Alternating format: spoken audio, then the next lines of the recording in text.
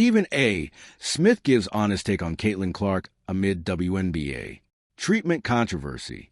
Caitlin Clark's rookie-era impact on the WNBA is once again dividing the sports commentary world, and Stephen A. Smith isn't holding back.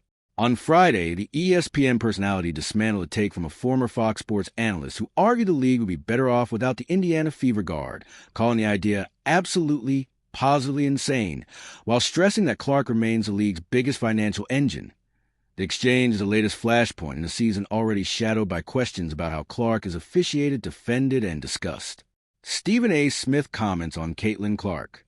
Smith's target was a claim that Clark had become a bigger distraction than she is an additive now that the WNBA has other stars drawing attention. Smith pushed back hard, arguing television numbers, attendance, and charter flights all traced back to Clark's arrival.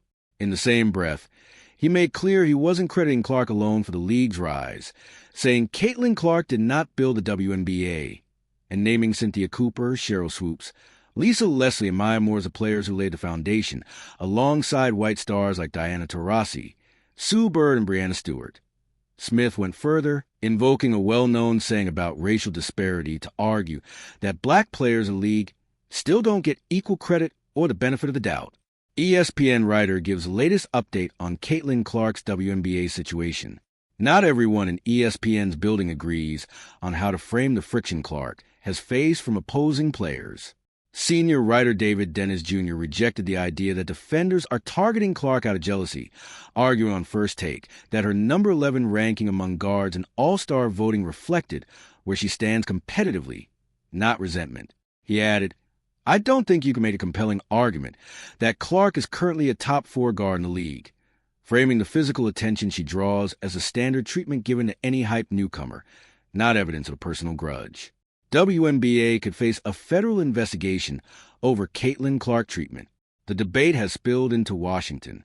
11 House Republicans, led by Representative August Pfluger of Texas, sent a letter to WNBA Commissioner Kathy Engelbert after Phoenix Mercury forward Alyssa Thomas made contact with Clark's throat during a June 24th game, an incident the league upgraded to a flagrant 2 foul and a 1-game suspension day later. The letter argues that the WNBA and its officiating have too often failed to address these unacceptable incidents and raises a possibility of Department of Justice, Department of Labor, or Equal Employment Opportunity Commission review if discrimination is found. Missouri Representative Mark Alford, one of the letter's co-signers, said such issues could ascend to an investigation, but stressed lawmakers are not calling for one yet.